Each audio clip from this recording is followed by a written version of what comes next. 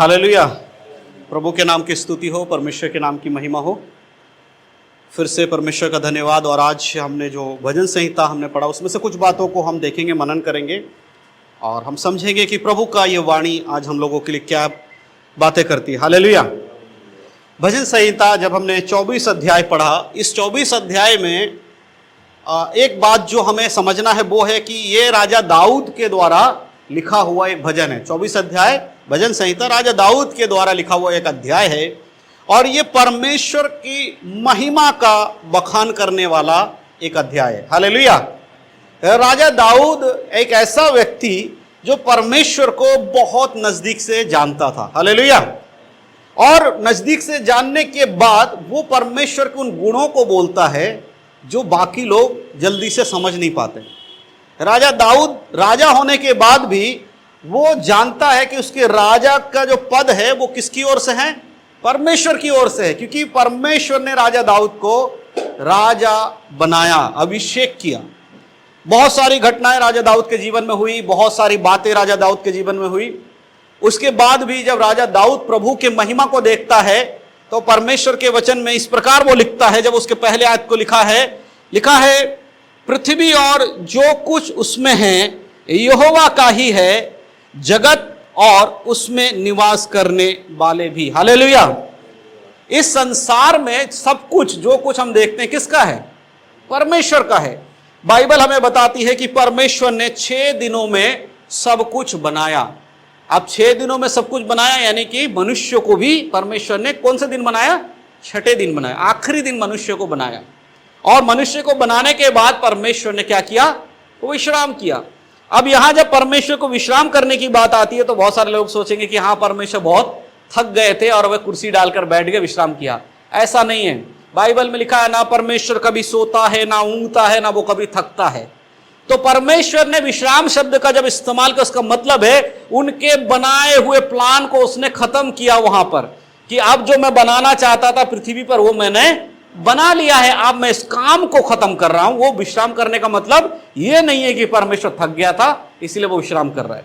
उसका मतलब है कि परमेश्वर ने बनाकर सब कुछ, पेड़ पौधे, सूर्य, चंद्रमा, मनुष्य को, बीज वाले पौधों को, जो भी जमीन पर रेंगने वाले जीव जंतुओं को, पानी में रहने वाले जीव जंतुओं को, सबको बनाने के बाद परमेश्वर ने उस काम को आराम दिया, उसको रोक दिया। इसलिए कहा गया परमेश्वर विश्राम कर रहा है। हालेलुया। और राजा दाऊद कहता है कि परमेश्वर ने सब कुछ बनाया। इस संसार में जो कुछ दिखता है वो किसने बनाया? परमेश्वर ने बनाया। यहां तक कि इसमें निवास करने वाले भी, यानी कि संसार में रहने वाले मनुष्य को भी परमेश्वर ने बनाया। हम इस संसार में एक निवासी के रूप में हैं। ये संसार हमारा नहीं है। ये संसार कुछ दिनों के लिए हमें दिया गया है, क्योंकि हमारा अनंत काल का जीवन कहां है? स्वर्ग में है। हमारा अनंत काल का जीवन परमेश्वर के भवन में है। इसीलिए दाऊद कहता है जो कुछ इसमें है उन सबको किसने बनाया? परमेश्वर ने बनाया, और उसमें निवास करने वाले भी उसी के ही हैं।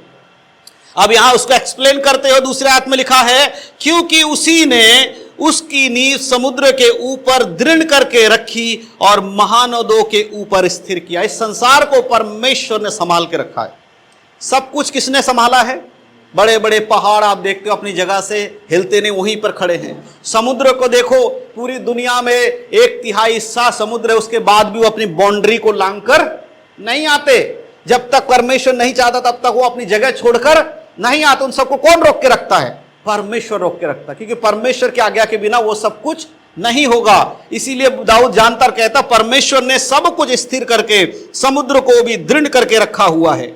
3 आयत में लिखा एक बहुत इंपॉर्टेंट सवाल यहां पर इस प्रकार दाऊद पूछता है, यहोवा के पर्वत पर कौन चढ़ सकता है और उसके पवित्र स्थान में कौन खड़ा हो सकता है? यहां एक सवाल है हम सबके लिए। प्रभु सब कुछ बनाने वाला है, सब कुछ परमेश्वर का है, हम भी परमेश्वर के हैं, हम उसके चुने हुए लोग हैं। उसके बाद यह सवाल हमारे लिए है कि हम उसके पर्वत पे क्या चढ़ सकते हैं, उसके भवन में जा सकते हैं? यह सवाल दाऊद कहता है कौन है जो परमेश्वर के पर्वत पर चढ़ सकता है और उसके महापवित्र स्थान में खड़ा हो सकता है? ऐसा है कोई? एक सवाल देखना है, हमें सोचना है कि कौन ऐसा व्यक्ति होगा जब यीशु मसीह का आगमन होगा तो उसके संग जा पाएगा। ये सवाल राजा दाऊद जब अपने आप से पूछ रहा है, अपने मन से पूछ रहा है, आज ये हमें भी पूछना चाहिए कि आज हम कलीसिया चला रहे हैं, आज हम विश्वासी हैं, आज हम चर्च में आते हैं, हम बड़े बड़े काम कर रहे हैं, प्रभु की महिमा कर रहे हैं, बाइबल पढ़ रहे हैं, प्रार्थना कर रहे हैं। अब हमारे अंदर ये सवाल आना चाहिए कि क्या हम यीशु के आगमन पर उसके साथ स्वर्ग में जाएंगे या नहीं जाएंगे। ये सवाल होना चाहिए हमारे अंदर। जब ये सवाल रहेगा तब हम उसके सॉल्यूशन के लिए सोचेंगे, तब उसका आंसर हम ढूंढने की कोशिश करेंगे और उसमें बने रहने की कोशिश करेंगे।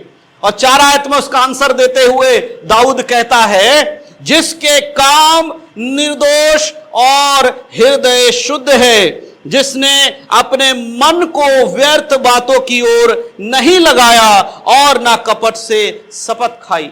कुछ ऐसी बातें दाऊद यहां पर कह रहा है, जिसका मन निर्दोष है। जो व्यक्ति निर्दोष होगा वो परमेश्वर के भवन में जा सकता है, उसके पवित्र पर्वत पर चढ़ सकता है। अब निर्दोष कौन है? क्या दुनिया में कोई निर्दोष है?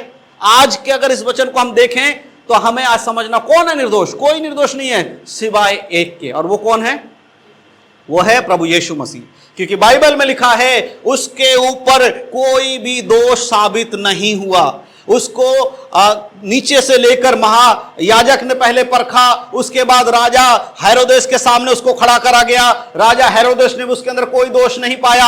अंत में ले जाकर सोमी सम्राट, जो रोम के सम्राट थे, पिलातुस, उसका जो अधिकारी था पिलातुस, उसके सामने यीशु मसीह को खड़ा कर दिया गया। जब उसने उसे परखा तो कहा, मैं इस व्यक्ति में मृत्यु के दंड योग्य कोई पाप नहीं पाता हूं। हालेलुया, ये बाइबल में लिखा हुआ है। निर्दोष पाया गया वो। और बाइबल में बताता है कि परमेश्वर के लिए बलिदान हमेशा निर्दोष मेमने को चढ़ाया जाता था। जब कोई लोग अपने पाप बलि के लिए एक जानवर या कबूतर या कुछ भी लेकर आते थे, याजक उसको जांच कर परखता था कि उसमें कोई कमी तो नहीं है। आपको मालूम होना चाहिए, बाइबल हमें बताती है जब पुराने समय में मंदिर में जब भेंट चढ़ाई जाती थी, जब पाप बलि लेकर लोग आते थे अपने अपने पापों के लिए, तो कोई भेड़ लेकर आता था, कोई बकरी का बच्चा लेकर आ रहा है, कोई कबूतर के जोड़े लेकर आ रहा है। तब क्या होता था, लाके डायरेक्ट बलि नहीं दिया जाता था। उसको महायाजक लोग परखते थे, उसको देखते थे कि उसके शरीर में कोई चोट तो नहीं है, कहीं उसके कान कटे हुए तो नहीं है, कहीं उसके टांग टूटा हुआ तो नहीं है, कोई खराबी तो नहीं है। जब वो देख के जांच लेते थे तब वो बलि उसको दिया जाता था चढ़ाने के लिए, तब वो परमेश्वर के भवन में स्वीकार होता था। इसका अर्थ क्या है कि निर्दोष होना जरूरी है। किसी के पाप के प्रति अगर कोई बलिदान होता है तो उसके अंदर निष्पाप होना जरूरी है। दाऊद कहता, कौन परमेश्वर के स्थान पर चढ़ सकता है? वो जिसके काम निर्दोष और उसके हृदय शुद्ध होना चाहिए। अब मनुष्य में से कोई भी परमेश्वर के पास नहीं जा सकता। क्यों नहीं जा सकता? क्योंकि ना ही तो मनुष्य निर्दोष है और ना ही उसके काम अच्छे हैं। तो कौन जाएगा? बाइबल बताती है प्रभु यीशु मसीह को परमेश्वर ने पाप की बलि के लिए संसार में भेजा। जो व्यक्ति यीशु मसीह को अपना उद्धारकर्ता मान लेता है, जो व्यक्ति ये जान लेता कि यीशु मसीह उद्धार करता है, उसके बाद उसे स्वीकार करके अपने पापों से अंगीकार करता है, बाइबल बताती है कि वो धर्मी बन जाता है। किसके कारण? अपने काम के कारण नहीं, परंतु यीशु मसीह के कारण वो धर्मी ठहरता है। इसीलिए जो व्यक्ति यीशु को ग्रहण करके उसमें चलेगा, उसका हृदय शुद्ध होना, उसके काम निर्दोष होना जरूरी है। और जिसके मन में व्यर्थ की बातें और वो व्यर्थ की बातों की ओर नहीं लगाता, बाइबल बता रही है, यहां पर वचन में लिखा है, दाऊद कहता है, वो व्यक्ति जो अपने मन को व्यर्थ बातों में नहीं लगाता। एक बार उद्धार पा लिया है, अब आप शुद्ध हो गए हैं, पाप से छुटकारा पा लिया है, लेकिन यहां पर सब कुछ खत्म नहीं हो रहा है। बाइबल बताती है तुम्हारे अंदर एक शुद्धता बनी रहनी चाहिए। उसको बनाए रखने के लिए क्या करना होगा? अपने मन को व्यर्थ बातों से हटाना होगा। हालेलुया। आप देखो आज चर्च में संडे के दिन प्रचार सुनने के टाइम पे कितना आनंदित रहते हैं, लेकिन चर्च से बाहर जाने के बाद आपका जीवन कैसा है? क्या वाकई में आप उसी चीज में चल रहे हो जिस चीज में आप बन के आए हो? क्या परमेश्वर को उस वचन को लागू कर रहे हो? क्या आपने रोजमर्रा की जिंदगी में आप उस चीज को फॉलो करते हो कि नहीं करते हो? कई बार ऐसा होता है कि हम अपने दुनिया की खुशी के लिए, अपने दुनिया के थोड़े आनंद के लिए उन कामों को करने से हिचकिचाते नहीं है जो बाइबल के विरोध में है। हर दिन अपने आप को अकेले में बैठकर आपको सोचना चाहिए कि मैं ये काम करने वाला हूं, मैं ये काम करना जा रहा हूं, क्या ये बाइबल इसका इजाजत देती है? नहीं देती। हालेलुया। कई बार ये लगता है चलो कोई देख नहीं रहा है तो हम कर लेते हैं, क्या फर्क पड़ेगा। लेकिन बाइबल कह रहा है मन शुद्ध हो गया है, उद्धार पा लिया, उसके बाद तुम्हारा मन व्यर्थ बातों में नहीं लगना चाहिए। हालेलुया। परमेश्वर के नाम को, सुसमाचार को दूसरों तक पहुंचाने का दूसरा सबसे अच्छा माध्यम है खुद का जीवन ऐसा बनाओ जिसे देखकर लोग कहें ये यीशु के आदमी है, ये यीशु के चेले। हालेलुया। और 5 आयत में लिखा है वह यहोवा की ओर से आशीष पाएगा और अपने उद्धार करने वाले परमेश्वर की ओर से धर्मी ठहरेगा। हालेलुया। जो व्यक्ति धर्मी नहीं है वो धर्मी किसकी ओर से बनता है? परमेश्वर की ओर से। क्योंकि बाइबल बताती है जितनों ने उसकी ओर देखा, जितनों ने यीशु मसीह पे विश्वास किया, परमेश्वर ने उन्हें उसका पुत्र होने का अधिकार दिया। हमें धर्मी कौन ठहरा रहा? हमें धर्मी परमेश्वर ठहराते हैं। इसीलिए बाइबल में लिखा है कोई धर्मी नहीं है, एक भी धर्मी नहीं है, लेकिन जब हम यीशु मसीह पे विश्वास करते हैं उसकी वजह से हम धर्मी बन जाते हैं। हालेलुया। आप समझ में आया? भजन संहिता जब दाऊद यहां पर लिख रहा है, कह रहा है तुम लोग जो इस पृथ्वी पर रहते हो, याद रखो तुम सबको बनाने वाला परमेश्वर है। इस संसार की हर एक वस्तु किसने बनाया? परमेश्वर ने बनाया। साथ ही साथ कहता है उसके बाद अब आप सोचो क्या आप स्वर्ग जाओगे? अब स्वर्ग कौन जाएगा? स्वर्ग वो व्यक्ति जाएगा जिसके मन शुद्ध होना चाहिए, पवित्र होना चाहिए, धर्मी होना चाहिए। और ये सब करने के लिए बिना यीशु मसीह के हम कर नहीं सकते। इसलिए अपने जीवन को यीशु मसीह के वचन के अनुसार चलाइए, क्योंकि जब तक यीशु मसीह में आप नहीं जाएंगे, यीशु पे विश्वास नहीं करेंगे, उसके वचन के अनुसार नहीं चलेंगे, उसको उद्धारकर्ता के रूप में नहीं मानेंगे, आप परमेश्वर के भवन में नहीं जा सकते। हालेलुया।